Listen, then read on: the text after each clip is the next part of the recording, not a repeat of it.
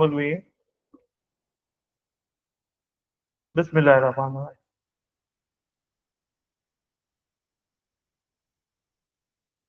बेटा जी, today we are going to discuss the error. अच्छा, हाउ डू यू नो कि आपके आंसर में एरर आ गई? अगर आपका आंसर एक्चुअल से जो आपने ऑब्जर्व किया है, जो आपने फाइंड किया है, वो डिफरेंट हो, तो एरर का मतलब difference between the observe and the actual measurement, actual value. कि अगर आपकी वैल्यू एक्चुअल से डिफरेंट आ गई है तो मतलब क्या आ गई है? एरर आ गई। राइट। अच्छा, एरर्स ना दो तरह की हम पढ़ते हैं, वैसे ज्यादा टाइप्स की हैं, लेकिन ए लेवल में उनको उन्होंने दो में ही कन्फाइन कर दिया है। First error is called the systematic error. Systematic error क्या होती है? System, instrument, error in the, जैसे zero error. What do you mean by zero error? ये मैं रिकॉर्डेड में माइक्रोमीटर भी शेयर करूंगा। देखो बेटा, आप ना एक वेट मशीन पर अभी पाँव रखना है, पाँव रखा नहीं, और वो पहले 10 kg बता रही, क्या बताना चाहिए था? और वो जीरो बताना चाहिए था, और वो जीरो नहीं बता रही, इट्स टेलिंग समथिंग डिफरेंट। तो that is called zero error. और zero error is the error in the instrument. तो इसे कहते हैं सिस्टमैटिक एरर। यानी इंस्ट्रूमेंट में जीरो एरर के अलावा भी हो सकती है, जैसे कोई रूलर है वो खराब हो गया, टेढ़ा, माइक एक थर्मोमीटर जो है ना, उसकी रीडिंग्स की नंबरिंग ठीक नहीं हुई, कैलिब्रेशन ठीक नहीं हुई। इट कुड बी एनी, या वो प्रिंट करते वक्त आगे पीछे हो गई। राइट। तो systematic error is called the error in the instrument. उसके एक एग्जांपल में से जीरो एरर है। इसकी एक पहचान है, वो पता क्या? जैसे एक वेट मशीन है, हमने पाँव भी नहीं रखा, वो 10 kg बता रही।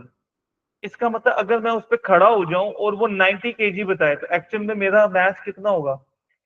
तो वो 10 हर मरतबा ज्यादा बताएगी। एक घड़ी अगर 3 मिनट पीछे है, मोबाइल का टाइम हमने लेट से, अब तो सिंक्रोनाइज्ड है ना, इंटरनेट से वो खुद ब खुद ठीक हो जाते हैं, या हम लोकेशन गलत कर दें तो टाइम वो उधर के दूसरे कंट्री का बताएगा। तो वो अगर लेट से ऐसी जगह चला जहाँ 10 मिनट पीछे है, वैसे फर्क तो आधे आधे घंटे का होता है समझाने के लिए, वो ऐसी जगह पर है जहाँ टाइम 10 मिनट पीछे है लेट से, तो हर मतलब वो 10 मिनट पीछे। मतलब जो एरर की अमाउंट है, वो मैग्नीट्यूड है, दैट स्टेज। तो सिस्टमैटिक एरर की पहचान क्या है? कि जो अमाउंट ऑफ एरर होती है दैट रिमेन सेम, कांस्टेंट, हर मतलब जैसे घड़ी 3 मिनट पीछे है कोई, तो हर टाइम वो 3 मिनट पीछे बताएगी। तो उसका इफेक्ट पता क्या होता है? कि जब एरर स्टेज सेम अमाउंट, तो उससे ग्राफ की shape overall stage the same, लेकिन ग्राफ आगे या पीछे शिफ्ट हो जाएगा। लुक, कि लेट्स से एक्चुअल ग्राफ ये होना था, तो सिस्टमैटिक एरर में ज्यादा भी हो सकती है, घड़ी आगे भी हो सकती है और पीछे भी। तो वो अगर लेट्स से एरर पॉजिटिव आगे चली गई है, तो वो सारा ग्राफ आगे शिफ्ट हो, यानी वो ही लाइन आगे शिफ्ट हो जाएगी, लेकिन उसका जो स्टीपनेस है, शेप विल रिमेन। अगर वो नेगेटिव एरर है तो वही ग्राफ पीछे शिफ्ट हो गया, लेकिन उसकी जो देखो पैरेलल रहेगी, स्टीपनेस रिमेन्स द। अगर वो ग्राफ कर्व्ड है, लेट्स से ये बीच वाला ग्राफ ओरिजिनल था, होना चाहिए था, तो सिस्टमैटिक एरर आने से जो ग्राफ बनेगा, शेप उसकी बिल्कुल वही उस सिचुएशन में कर्व ही बनेगी, लेकिन वो या तो आगे शिफ्ट हो जाएगा या पीछे। तो ये सिस्टमैटिक एरर की आइडेंटिटी। अच्छा, सिस्टमैटिक एरर की करेक्शन कैसे कर सकते हैं हम? जैसे अभी हमने कहा कि वेट मशीन 10 kg बता रही थी, हमने पाउंड नहीं रखा, तो जब मेरा वेट 90 वो बताए, तो उसमें से 10 को क्या कर दें? That is called zero error. तो हम ना इसकी करेक्शन कैसे कर सकते हैं? जीरो एरर, जेड ई का मतलब जीरो एरर को ऐड या सब्ट्रैक्ट, क्योंकि दो तरह की होती है, पॉजिटिव भी और नेगेटिव भी। और एक ये भी है, कुछ ऐसे इंस्ट्रूमेंट है जिनको हम एडजस्ट भी कर सकते हैं, जैसे घड़ी है, वो अगर पीछे हो गई तो हम सेल चेंज कर दें या उससे आगे कर दें। उस आगे होगी तो हम पीछे से चेंज कर सकते हैं, मोबाइल का टाइम भी चेंज एडजस्ट कर सकते हैं। लेकिन कुछ ऐसे इंस्ट्रूमेंट हैं जिनको नहीं एडजस्ट कर सकते, जैसे रूलर है ना, कभी प्लास्टिक का, वो गाड़ी के डैशबोर्ड पे पड़ा रह जाए ना, तो गाड़ी की विंड स्क्रीन होती है ना बेटा, वो मैग्नीफाइंग ग्लास की तरह होती है, और जब धूप पड़ती है ना, तो वो अंदर पड़ी हुई चीजें बहुत हीटअप हो जाती है ना। तो कई दफा रूलर और पेन पड़े हुए टेढ़े हो जाते हैं। अब वो एक प्लास्टिक का रूलर टेढ़ा हो गया ना, तो मेटल की तरह थोड़ी है कि खींच के सीधा कर लेंगे, अब अगर खींचा तो वो टूट जाएगा, तो अब हमें वो रिप्लेस करना पड़ेगा, राइट। तो दिस वाज सिस्टमैटिक एरर। दूसरी error is more detail and more relative to over coming topic, वो ये है, दैट इज रैंडम एरर। अच्छा, मतलब क्या है पहले रैंडम का? रैंडम एरर का मतलब, रैंडम तो होता है ना irregular, unpredictable. Random error means कि बेटा, अगर ना लेट से आपके हाथ में एक बॉल है, और कहा जाता है कि आपने अपनी शोल्डर की हाइट से, यानी एक फिक्स हाइट से उससे फेंकना है, और जमीन तक पहुंचने का टाइम उसका आपने एक स्टॉप वॉच से कैलकुलेट करना है, मेजर करना है। स्टॉप वॉच भी, तो आप 10 मरतबा करोगे तो मोस्ट प्रोबेबली 10 के 10 आंसर में पॉइंट्स में जाकर आंसर चेंज हो जाएगा। यानी आप एक ही मेजरमेंट को एक ही इंस्ट्रूमेंट से मेजर करें, लेकिन आपकी वैल्यूज हर मरतबा डिफरेंट आए, तो that difference is called random error, right. अच्छा, इसको रैंडम क्यों कहते हैं? उसकी रीजन की इसकी मैग्नीट्यूड सेम, कभी ज्यादा हो जाती है, कभी कम हो जाती है, राइट। तो बेटा, that is why it is called random error, कि सेम इंस्ट्रूमेंट से हम सेम इवेंट को, उसकी कोई मेजरमेंट लें, तो वो चेंज आ रही है, तो this difference is called random error. अच्छा, उसकी रीजन में पर्सनल एरर्स, वो पर्सनल एरर्स में एक रिएक्शन एरर भी होती है ना, टाइमर हमसे ऑन ऑफ करने में देर, एक पैरेलक्स एरर भी हमारी पर्सनल एरर्स में आ जाता है, हमने आई सही नहीं देखी, इनएक्सपीरियंस, नहीं सही तरीका आता था तब भी हमारी एरर आ गई, ये भी पर्सनल एरर्स हैं, और ये पर्सनल एरर्स भी आर टाइप ऑफ। और एक और भी है बेटा, कुछ चीजों पे हमारा अख्तियार नहीं होता, वो है फ्लक्चुएशन इन कंडीशंस। जैसे ना कि पेंडुलम का प्रैक्टिकल करते वक्त टीचर आपको कहते हैं कि पंखा बंद कर दें, चलो पंखा बंद किया हुआ था, तो एक बच्चा जो उनसे ना, वो अनफॉर्चुनेटली विंडो के सामने था, तो बाहर हवा तेज हो गई, अब उसका उसमें कोई कसूर नहीं है, उस बच्चे का और दूसरे बच्चे का जो विंडो के सामने नहीं था, रिजल्ट चेंज आ जाएगा। अच्छा, या किसी ने दरवाजा खोला तो वहां से हवा तेज आ गई, और इसके अलावा ना एक ही कमरे में, हॉल में टेम्परेचर हर जगह सेम नहीं है, कई दफा टेम्परेचर में चेंज आने से रिजल्ट चेंज हो जाता है, right.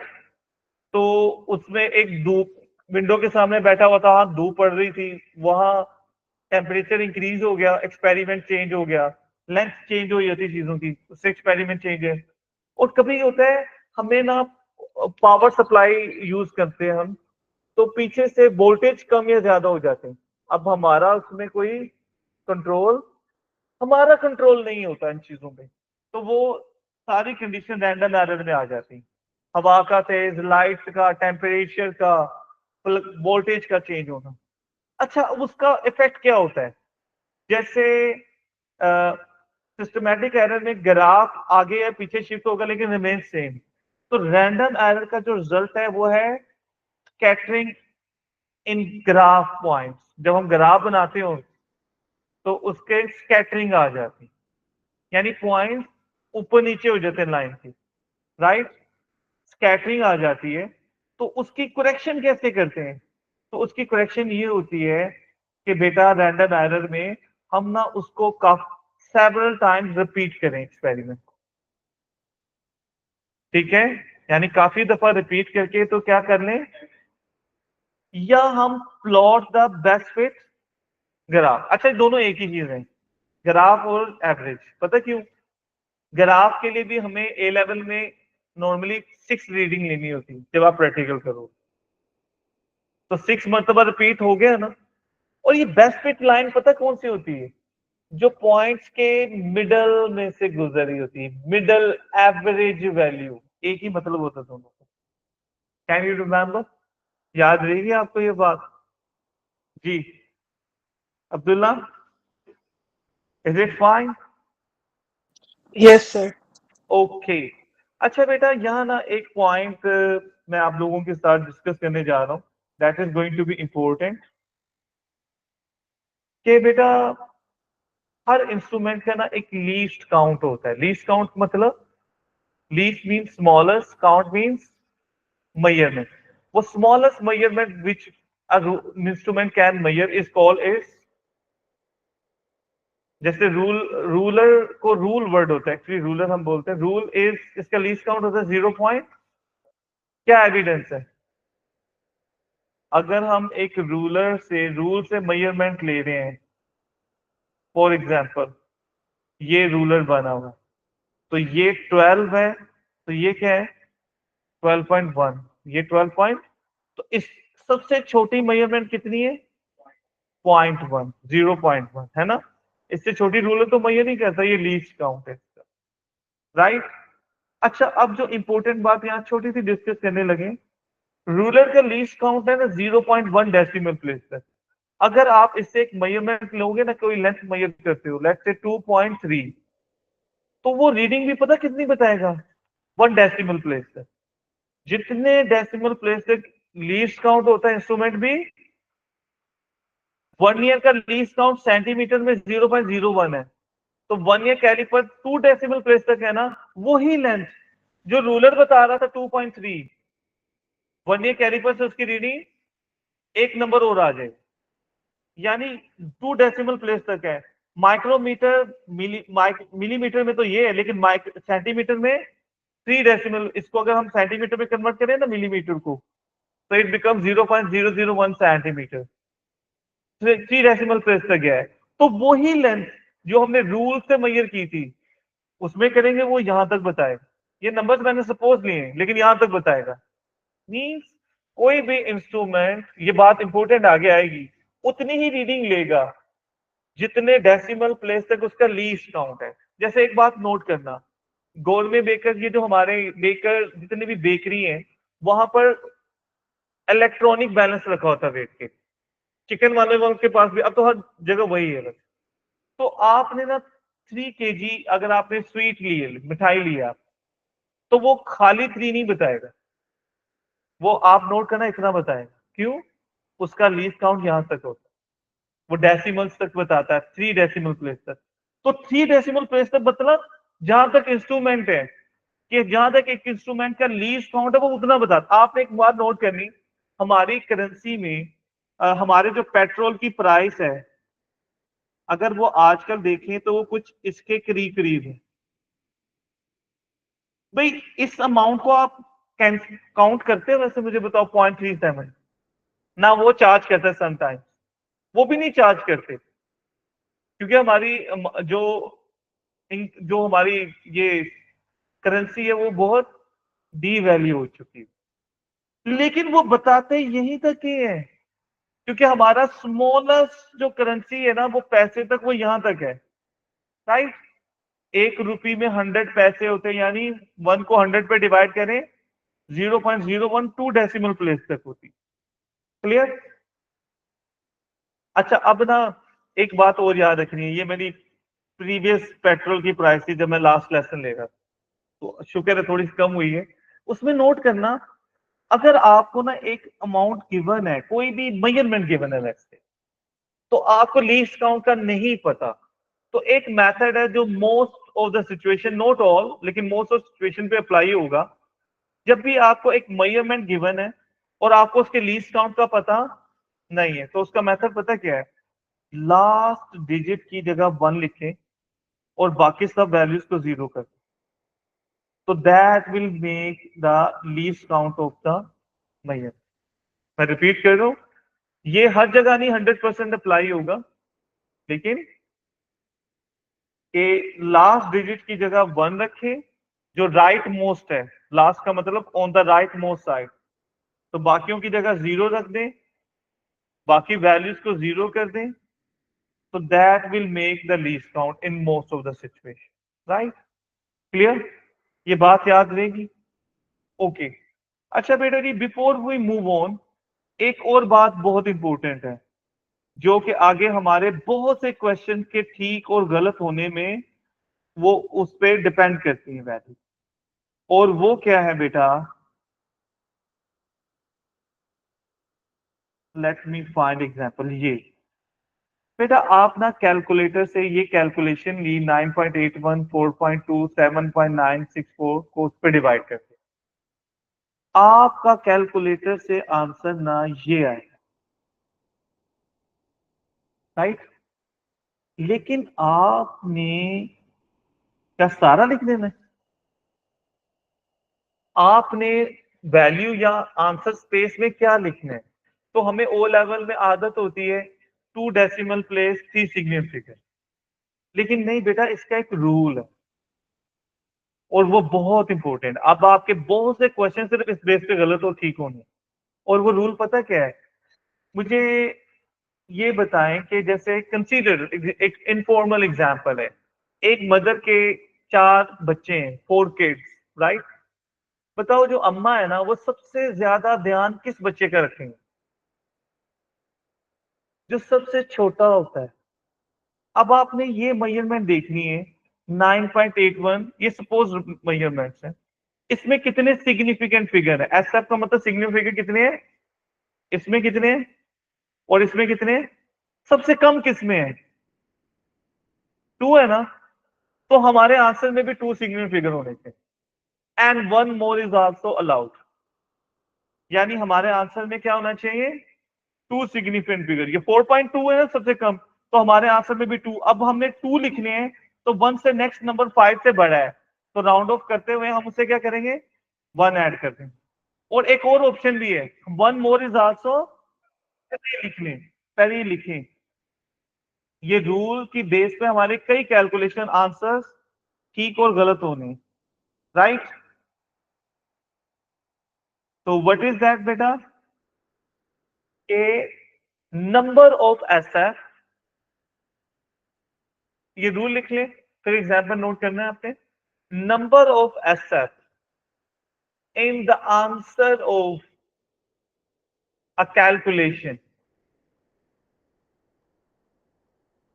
number of SF significant in the answer of a calculation is equal to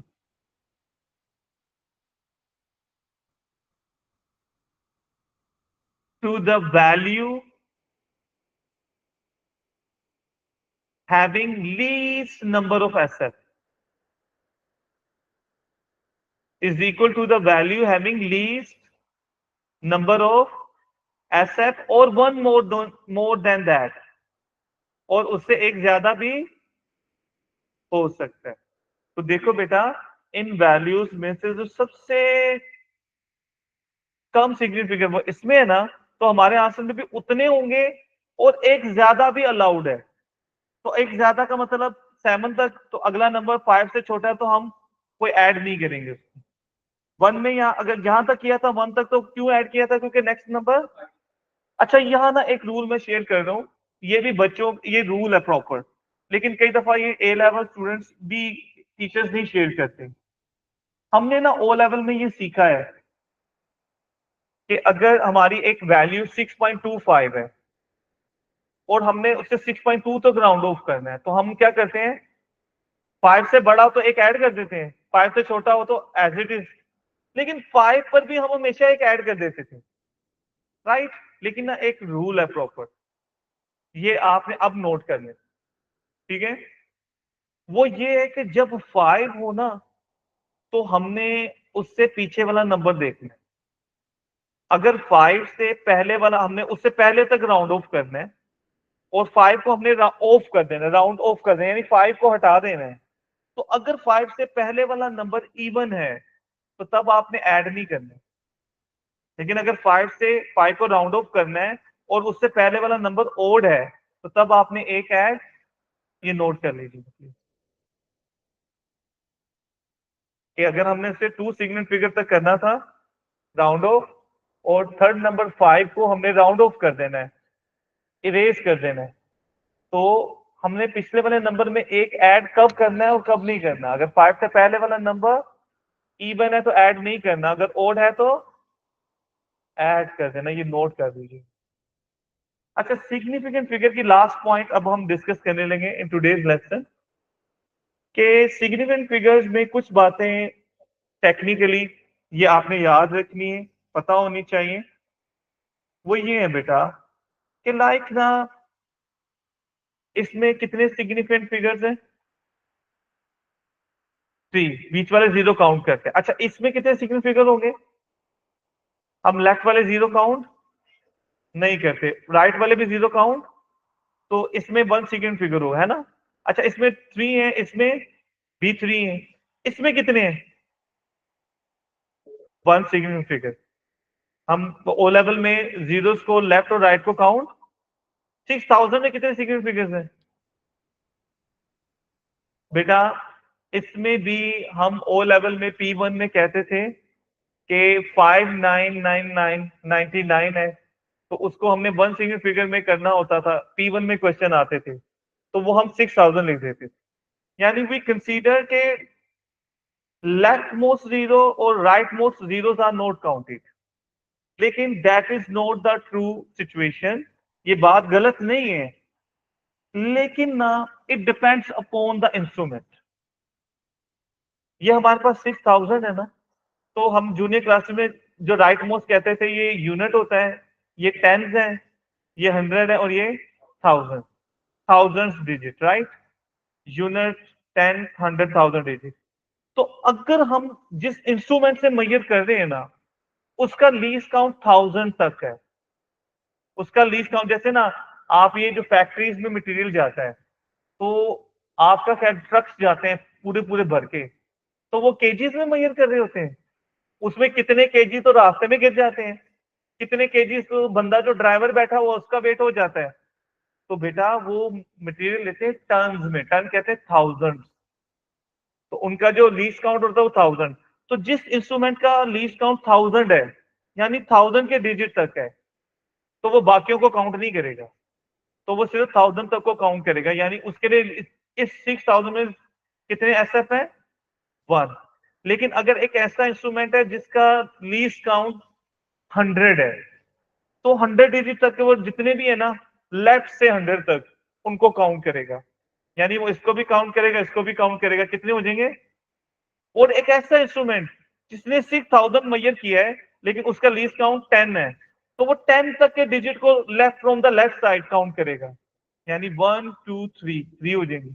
और जिस इंस्ट्रूमेंट की लीस्ट काउंट 1 है, यूनिट, तो वो यूनिट तक को काउंट करेगा, 1 2 3 4। तो ये इंस्ट्रूमेंट पे भी डिपेंड करता है, राइट। क्लियर?